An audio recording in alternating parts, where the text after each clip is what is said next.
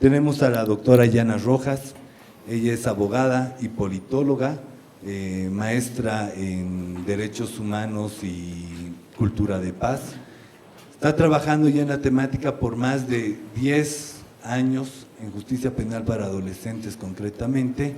Actualmente es la responsable de justicia juvenil del Viceministerio de Igualdad de Oportunidades y particularmente puedo decir que es una persona que ha entregado su vida y su compromiso a trabajar por los derechos de la niñez y adolescencia en el país. También, un aplauso por favor para la doctora Yana. También es un gusto y un honor presentar al doctor Atilio Álvarez. Me comentó de que quiere una presentación como gente.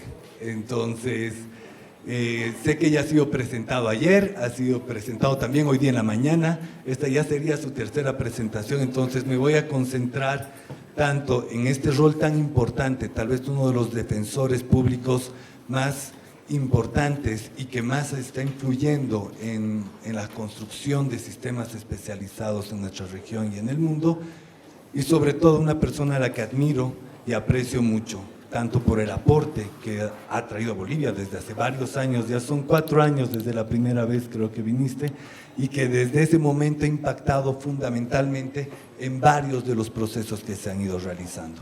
Entonces, un aplauso por favor para el doctor Atilio Álvarez. Y también es un gusto poder presentarles a la doctora Saraín. Ella nos visita de nuestra hermana tierra mexicana.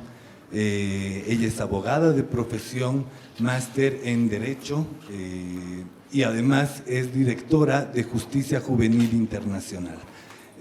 Una institución que está trabajando y que se ha constituido en una de las instituciones referentes en nuestro hermano país mexicano en la promoción de mecanismos, de herramientas que permitan justamente garantizar el ejercicio de los derechos de los adolescentes en conflicto con la ley, pero sobre todo promoviendo estándares, principios como la pro-libertad, la excepcionalidad de la privación de libertad y otras herramientas que van especializando este sistema especializado. Entonces es un gusto que nos comparta la experiencia de México y que podamos conversar, porque esto es el objetivo, ir conversando para ver cómo podemos seguir construyendo. Un aplauso por favor para la doctora Sara. Con esta breve introducción hacia las medidas socioeducativas, este es uno de los temas tal vez neurálgicos cuando hablamos del sistema penal para adolescentes o de justicia juvenil, las medidas en libertad. Porque sabemos de que además de ser un principio, el principio pro libertad y de ser uno de los estándares fundamentales, la excepcionalidad de la privación de libertad, todo esto es en el marco teórico o en el marco doctrinal. Por el otro lado tenemos el marco normativo, que muy claramente en todas las legislaciones de nuestros países van coincidiendo en esto, en la excepcionalidad de la privación de libertad. Sin embargo, nacen algunas preguntas, ¿pero por qué? ¿Por qué realmente se va promoviendo esto, las medidas socioeducativas de libertad? ¿Y cómo podemos realmente efectuarlas, cumplirlas, para que tengan este resultado que se va promoviendo o que se está esperando? Con estas preguntas en la cabeza, vamos a iniciar con los expertos. Vamos a iniciar con el doctor Atilio Álvarez para que nos pueda compartir un poco sobre estas experiencias. Muchísimas gracias, mis queridos amigos. Es un gusto compartir con ustedes este momento de reflexión y de interacción.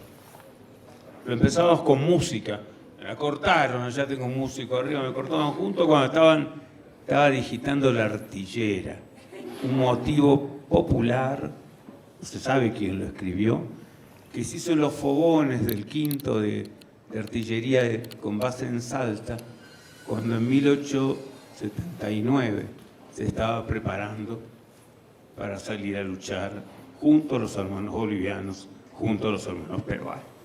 Cuando escuchen esos motivos, acuérdense de cómo cantaba nuestro pueblo. Entonces, decía, el quinto ya va a partir. El quinto ya va a partir y yo también voy a empezar. Entonces, ¿por qué privilegiamos en derecho juvenil aún más allá de lo estrictamente restaurativo, la idea de la libertad.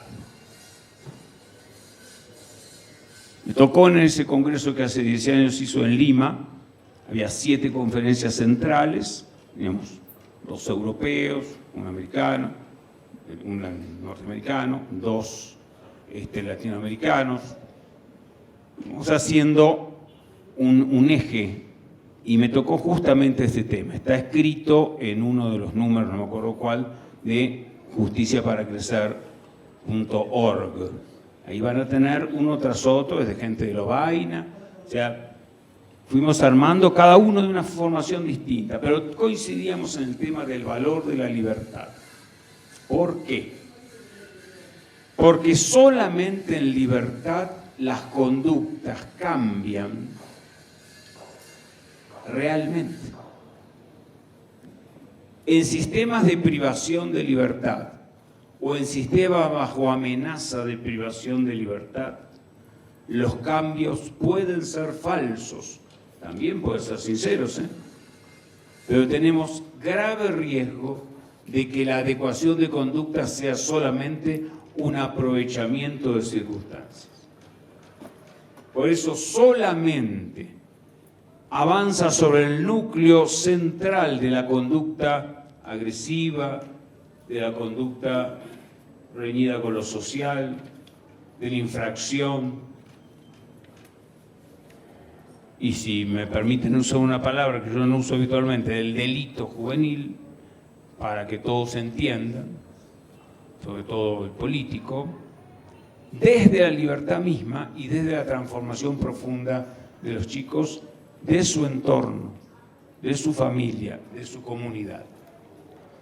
Es muy difícil transformar positivamente las conductas de un adolescente infractor desde la privación de socialización y de la privación de opciones libres. De allí que el sistema que apostó todo, absolutamente todo, a privar de libertad, creyendo que la privación de libertad y el castigo son los modos de prevenir a la sociedad, ha errado totalmente. Quiero recordarles una frase de un autor con el cual podemos coincidir y sentir muchas cosas, pero realmente no solo un pensador, un hombre que hace pensar. Me refiero a Michel Foucault en Vigilar y Castigar, una obra central en el pensamiento de final de siglo, donde en el primer capítulo, En el nombre del Padre se llama,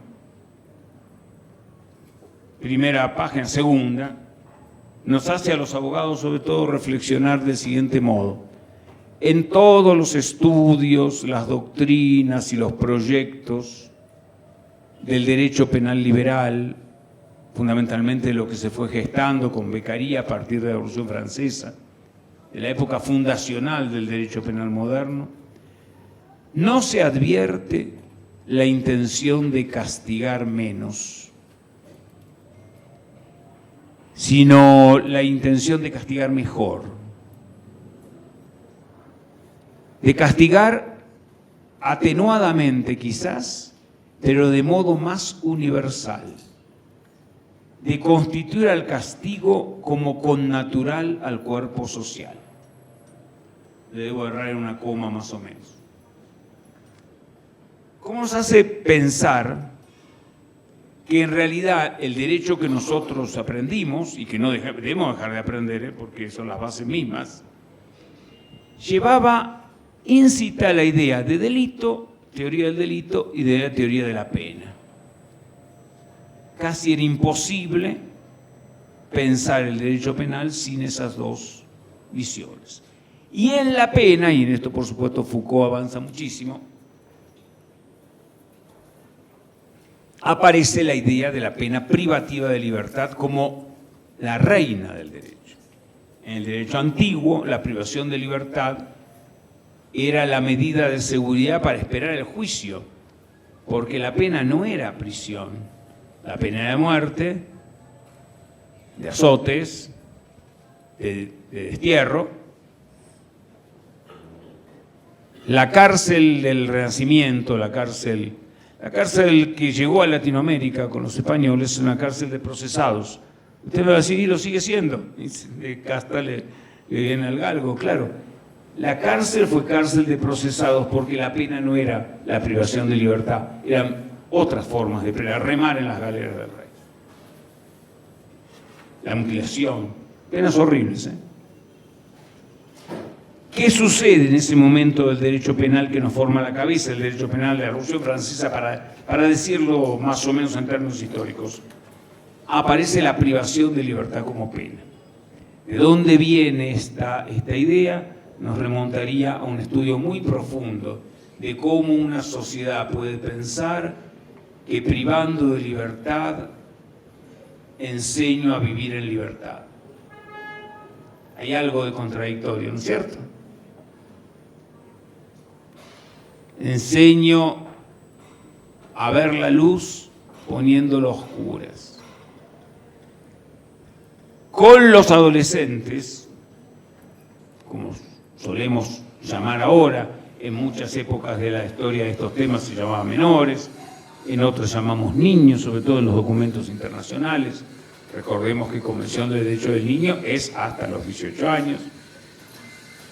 No podemos pensar de ninguna manera que haya un trabajo real de interacción del joven que está en un proceso de crecimiento y desarrollo con su entorno social sin sociedad.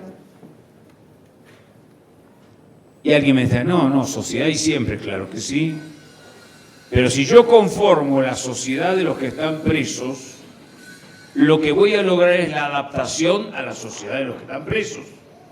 O sea que tenemos tantas contradicciones en la respuesta, por así decir, clásica de nuestro derecho, que casi se nos cae el derecho. ¿Por qué el joven tempranamente enviado a privación de libertad tiene más posibilidades de ser un jefe de banda? Porque ha socializado con sus pares y ha demostrado en esa vida artificial de la prisión, con códigos distintos. Nosotros en Buenos Aires decimos vida tumbera. Y se ha adaptado de tal modo que recibe el reconocimiento de sus pares, lo que para nosotros es un estigma que marca y separa. En ese mundo es un grado que permite una mayor aceptación. Por eso cuando hacemos historias criminológicas de algunos delincuentes, no la podemos hacer de todos, tendríamos que hacerla, nos encontramos que empezaron tempranamente. Y entonces el hombre sabio dice, ¿vieron? Todos los delincuentes juveniles terminan siendo jefe de banda. No, señor. Como lo trataste como delincuente precozmente, lo hiciste jefe de banda. Como empezaste a enseñarle a tocar la guitarra de chiquito, mirá qué guitarrista te salió ahora. Como empezó a estudiar un idioma de chico, mira qué bien que habla. ¿Cómo puede ser que una sociedad que hizo de la pedagogía una parte fundamental de su cultura no se dé cuenta que también hay una pedagogía de la distorsión, que también hay una pedagogía del deshacer la vida de un chico? Entonces, nuestra confianza en los tratamientos en libertad no es solamente por un tema estadístico, no es solamente porque la privación de libertad es la inversión más cara y más idiota de toda sociedad. Cuando en Lima se hizo el estudio con una consultora externa entre lo que se trabajaba en los sistemas restaurativos y el costo, no del sistema de justicia, el sistema de justicia se lo regalo, solamente de los días de privación de libertad, quedaron espantados todos, porque estoy hablando hace más de 10 años largos, eran $340, lo que salía de tener privado un chico. ¿A quién teníamos privado por robar algo? O por tener una adicción. Y en cada país puede variar la cifra, pero siempre la proporción es la misma. 10 veces más sale privar de libertad con mal resultado que tratar en libertad con resultado por lo menos en parte mejor. No estoy diciendo que asegura que siempre va a ser así. Pero no es solamente el criterio economicista, esos argumentos para pedirle fondos al ministro de Economía. Hay un problema fundamental. No se puede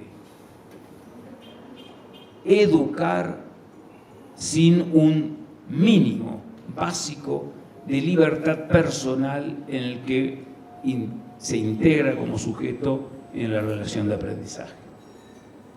Lo otro es amaestrar.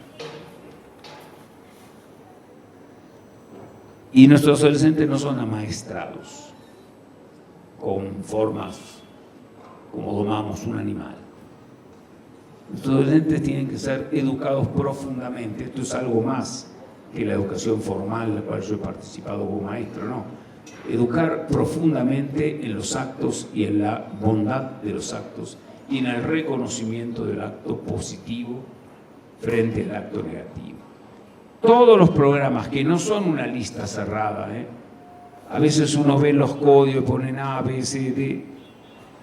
Todas las medidas que podamos encontrar para que un adolescente que transgredió la ley vuelva a tener respeto por sí mismo, por su familia y su comunidad, van a ser siempre más eficaces que el encierro, que la estigmatización, que la marca, que la expulsión de la sociedad. Porque recuerden, como he dicho, que cuando la sociedad cierra puertas, el trabajo lo rechaza, la escuela lo expulsa, la comunidad lo marca, la misma familia pone distancia, hay un grupo que abre la puerta. Ese grupo es el de los padres en igual situación. Y nadie que tenga dos dedos de frente entrega al chico transgresor al orden, al grupo y a las reglas del grupo transgresor. Porque si no, lo que estamos logrando es lo contradictorio a lo que queremos. Nosotros queremos apartar al niño del delito, no sumergirlo en él. Entonces, las formas de tratamiento en libertad, que son muy antiguas, que tienen fórmulas rígidas a veces como la libertad vigilada, fórmulas mucho más flexibles como la libertad asistida, la idea que tiene sentido en cuanto a la reparación indirecta de los trabajos en beneficio de la comunidad, que no son equivalentes de multas o de sanciones, no son hacerle hacer cosas que avergüencen al chico, son inventar en cada comunidad existen las formas de que el chico haga algo de lo cual se sienta orgulloso. El beneficio no es lo que hizo, el beneficio es esa sensación de autoestima. Yo he visto en muchos lados chicos pasear y decir, este mural lo hice yo. Y no lo toques, no lo ensucies. Lo hicimos con los muchachos.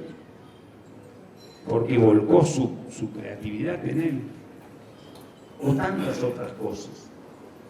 Entonces, todo lo que avanza en libertad tiene un clima propicio para el éxito. Que en algunos casos no se da, seguro, sí, en algunos casos no se da. Pregunto yo, en los casos de privación de libertad, dígame la estadística real. Porque el mundo de la estadística es un mundo de mentiras. Ustedes saben que hay varias formas de mentira. Mentira oficiosa, mentira piadosa, estadística. Sí. Claro, si yo, como nació el tema de la privación de libertad de los niños, privo de libertad el tiempo suficiente para que deje de ser adolescente protegido por la ley o sistema especial, evidentemente yo voy a tener reincidencia, como dicen los penalistas mayores, 0.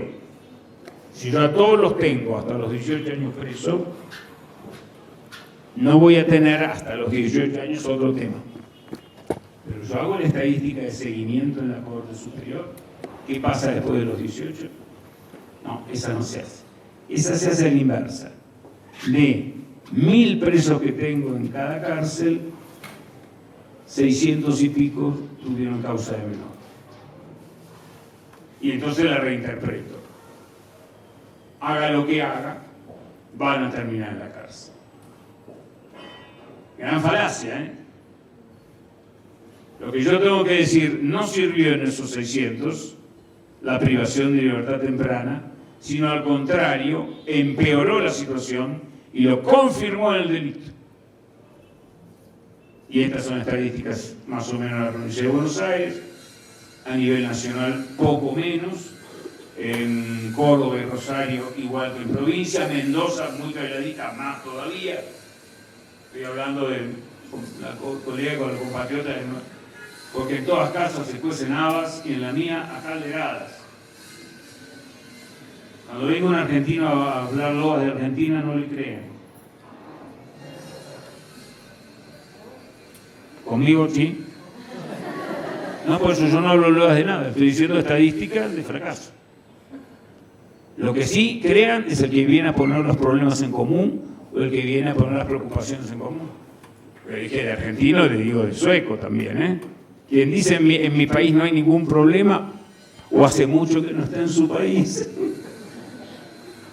Problemas tenemos todos, de distinta entidad y de distinta naturaleza. Pero nadie puede decir que la privación de libertad, en la más humanizada de las situaciones, con todo en el mejor nivel, puede tener una respuesta positiva. Como si fuera un símbolo, el día que se cumplían los 25 años de la Convención, 20 de noviembre del 14, estamos en Cartagena de Indias redactando la Declaración Iberoamericana, de Justicia Juvenil, que mencionó ahorita hoy en la exposición. En el centro de la Convención Española, en Cartagena, hermosísimo lugar, la sala Blas de Leso, gran defensor de Cartagena contra la invasión inglesa. Justo en ese momento los colegas colombianos piden permiso, tienen que levantar, porque había estallado en un motín, un incendio atroz, que yo que conocí el lugar antes mucho tiempo y trabajé con ellos, llegué y dije, ¿qué es lo que han hecho acá? Después de vuelta, el Redentor, un programa de 800, 900 chicos tercerizado en Bogotá, que en un momento fue modelo para toda Latinoamérica, y que fue, como yo digo con quienes lo regentearon, lo máximo que dio el sistema tutelarista, el punto culminante de tratamiento tutelarista en todos sus aspectos. Reventado, quemado, por supuesto con represión policial, desastre total. Fíjense ustedes, y estoy hablando de un lugar que tenía la provisión económica más alta de Latinoamérica y preocupación y especialización en sus dirigentes excelente. No estoy hablando mal del lugar. Sin embargo, justo a los 25 años estalló de un modo atroz. Y esta historia nos pasa en muchos lados a nosotros mismos, acá en cada uno de nuestros países. ¿Qué está queriendo decir? Que la privación de libertad es la acumulación de todos los sentimientos negativos del niño, del joven, en un solo lugar, entre pares que repotencian ese mismo sentimiento. Entonces, confiar a la privación de libertad es casi suicida. Confiar en los sistemas alternativos, en realidad en los sistemas en libertad, tiene sus problemas, y vaya, sobre todo si la capacitación del operador no es total y sobre todo si la proporción o relación entre operadores y casos asistidos es bajísima. Porque ¿qué pasa en nuestro sistema? Yo dirigí los sistemas de Argentina. Yo dirigí institutos de privación de libertad. Estoy hablando de cosas que caminé. El ministro de Economía, por así llamarlo, no sé quién es el de Bolivia, ni tengo nada contra él. Son todos iguales los ministros de Economía. Para algunas cosas tienen plata y para otras no. El ministro de Economía no duda en ponerle a una cárcel de mayores o un instituto de privación de libertad de menores la proporción de personal 1:4:1. Si tiene buena información, 1:4 guardias por un detenido. Es la proporción técnicamente exacta penitenciaria para tener 4 turnos y todavía reemplazo. Y si no la tiene, el 1:1. De ahí no baja ninguno. 1:1. Un sueldo por un chico. Doctor, claro, pero usted tiene que pensar, son 4 turnos, hay casi un turno de licencias, a veces psiquiátricas, ¿o no? Están los administrativos, están los de la cocina, están los D, al final con el chico hay 1 para 20. Pero cuando hace el número es 1 a 1. Ahora, cuando yo le hablo de un programa en libertad y digo trabajamos 1 a 1, que sería una exageración, trabajamos 1 a 2, trabajamos 1 a 3, ¿pero usted qué quiere? Entonces yo pongo un operador para 40 chicos y después sale mal y la culpa la tiene la libertad. No, la culpa la tiene que no puse la proporción de operadores o que puse por operadores a gente que está buscando trabajo de cualquier cosa, sin ninguna formación, sin ninguna capacitación. O peor, pongo a gente que empieza pero sin nadie a la cabeza que tenga experiencia, que pueda decirle esto sí, esto no, que pueda decirle mira, esto se hace de este modo. Cuando el que conduce no sabe hacer el oficio del conducido, el sistema va a la ruina. Y esto pasa en nuestro sistema. A veces se llega por particularidades sin experiencia, pero se tiene la prudencia de rodearse de un grupo con experiencia, que suple la falta de experiencia propia. Pero cuando se improvisan sistemas, después fracasan y la culpa la tiene la libertad. Miren, señores, la libertad nunca tiene la culpa, porque el que inventó la libertad sabía lo que hacía. Cada uno buscará quién inventó la libertad. Y la libertad es lo único que hace que el acto humano sea realmente humano. Positivo o negativo. Y no el acto de un robot o de un autómata. Entonces, los programas que sabemos que existen en la nómina internacional, que se hace por aposición, por uno arriba de otro, lo que hizo en un lugar, en otro y en otro. Y los mejores, que son los que vamos a inventar en nuestra propia comunidad, de acuerdo a nuestra experiencia, de acuerdo a la iniciativa de nuestra gente, esos programas en libertad siempre van a ser mejores.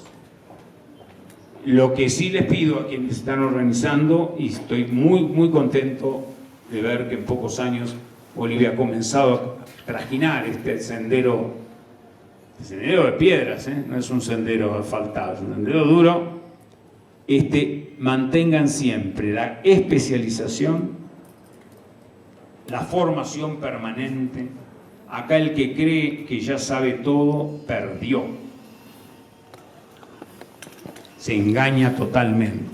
La capacitación es permanente y fundamentalmente la capacitación en servicio y sobre todo, la supervisión sobre los programas en libertad que permita no solamente darle un informe positivo al ministro de Economía, pobre, sino también medir nosotros el acierto y el error de cada una de las cosas que estamos intentando.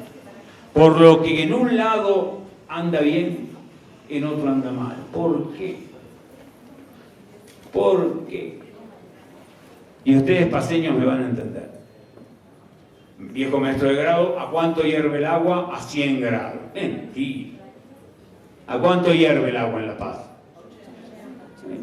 Si el agua, que es el más sencillo, si ustedes quieren, o uno de los más sencillos de los elementos, inerte, hierve como se le da la gana en cualquier lado,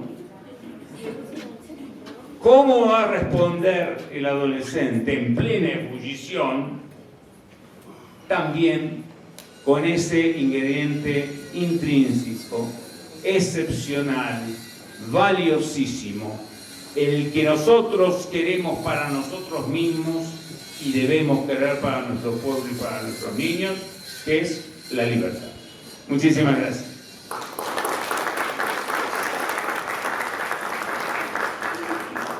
Muchísimas gracias, Atilio. La verdad son varias premisas y un enfoque bastante integral de cómo vamos deconstruyendo las premisas los argumentos hacia la libertad, ¿no? Hay algunas ideas que me gustaría resaltarlas, entre ellas esta contradicción innata de trabajar para que la persona viva en libertad en encierro es una contradicción natural. Y en función de eso es que se van construyendo muchos de estos argumentos que van más allá de lo economicista, más allá de que siempre se suele decir de que una medida en libertad es más económica que una privación de libertad, van mucho más allá de esas teorías. Y sí me gustaría, bueno, voy a hacer otras preguntas cuando llegue el momento de las preguntas, pero sí resaltar algún elemento que es de la importancia en la inversión en los programas de medidas socioeducativas en libertad. Porque en el momento en el que no contamos con el personal suficiente, con la inversión suficiente, estamos poniendo en riesgo de que después digan, como decía Tilio, la culpa la tiene la libertad, y no. La culpa fue no prever y no tener los programas necesarios.